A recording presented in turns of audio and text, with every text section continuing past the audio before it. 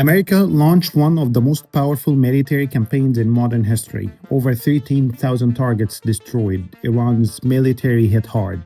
And yet, just weeks later, the war ends with a ceasefire. No regime change, no total victory, and both sides claiming they won. So here's the real question. Did America actually lose the war in Iran without even realizing it? Let's start with what looks like a win. The United States launched a massive operation against Iran. According to reports, US forces hit thousands of targets, destroying drone factories, missile systems, and military infrastructure. From a military point of view, this looks like a total dominance. Iran's defenses were heavily damaged, its economy is collapsing, and its infrastructure took serious hits. So, at first glance, this feels like a clear American victory, but here's where things start to change. After less than 40 days of fighting, the US agreed to a ceasefire with Iran, not a surrender, not a peace deal on US terms, but a ceasefire. That means one thing: the war did not achieve its final political goals. Because in modern history, destroying targets is not the real goal, changing behavior is. And Iran, still standing, still negotiating, still in control of its system. Here's the strange part: the US says it won, Iran also says it won. That actually means there's no clear winner. In fact, many analysts now describe this as a war where no one truly won. And when a superpower fights a weaker opponent and cannot force a clear outcome, that raises serious questions. This war did not stay inside Iran. Oil prices exploded, global trade was disrupted, the Strait of Hormuz was threatened. Even after the ceasefire, shipping and stability are still uncertain. This means the US did not just fight Iran, it shocked the entire global economy, and that comes with a price. Experts warn that this war could turn into a strategic overextension for the United States. What does that mean in simple terms? It means too many resources used, too many risks taken, and not enough long-term gain. Yes, the US used less than 10% of its military power, but the political and economic cost much bigger. And this is the most important point. The goal of such wars is usually clear: weaken the enemy, pressure the government, force change. But Iran's system did not collapse. Instead, the government is still in control. The country is still negotiating, and internally, it may even use the war to strengthen power. Even after heavy damage, Iran is still part of the game. So now we have a strange situation. America showed massive military power, but couldn't finish the job. Iran took heavy damage, but did not fall. And the war ended, with both sides claiming victory, which leads to a bigger question. If no one won, does that mean America actually lost something bigger? So now we understand something important. The war did not end with victory. It ended with a fragile ceasefire. But here's where the story becomes more dangerous, because the war did not really stop. It started to spread. And there's something is very important that we should know, that the United States and Iran agreed to a 2-week ceasefire after weeks of fighting, which is something good, but on paper, this looks like peace. But in reality, attacks continued, missiles were still launched, and both sides accused each other of breaking the deal. At the same time, both the US and Iran claimed victory, and when both sides say they won, that usually means something else. The war ended without a real solution, and that's exactly where the next problem begins. Because while the ceasefire was announced, another battlefield was already burning: Lebanon.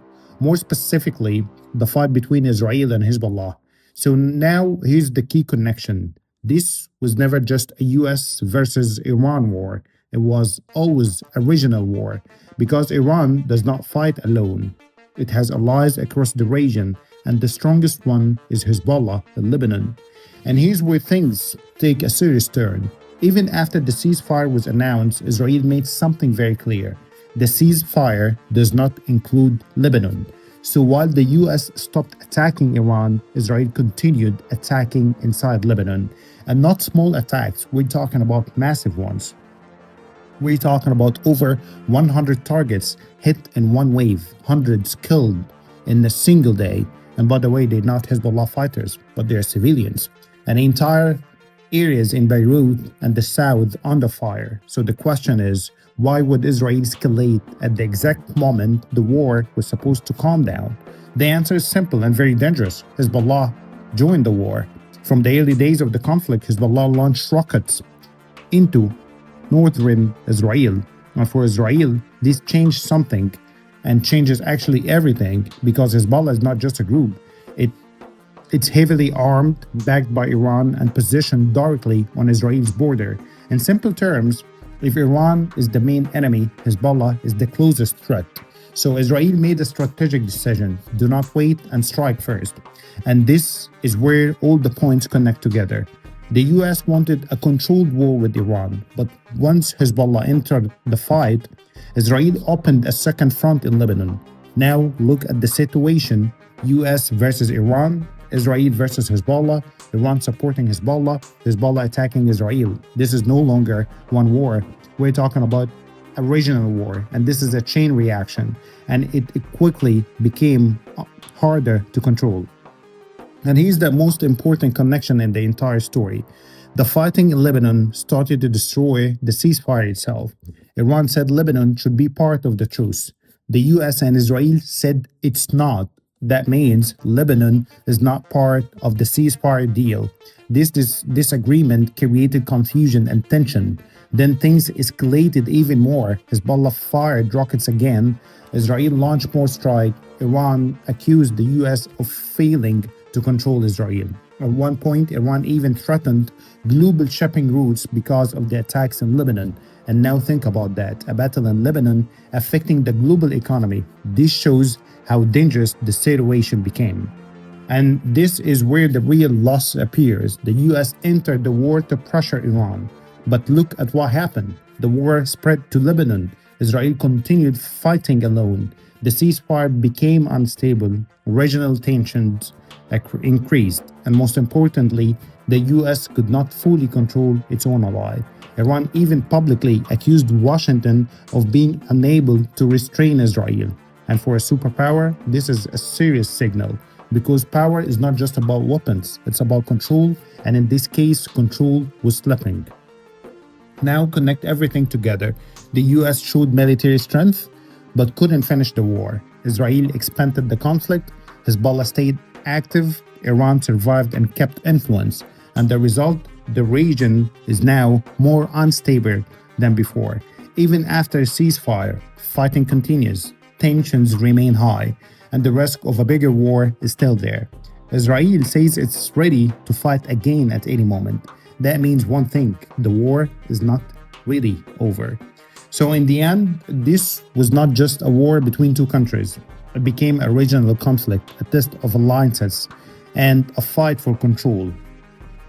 America showed power, but the war spread beyond its control. Israel tried to protect itself but opened a bigger battlefield. Iran took damage but proved it can survive and respond. And now the real question becomes: if a superpower starts a war but cannot control how it ends, is that a victory or just the beginning of something bigger?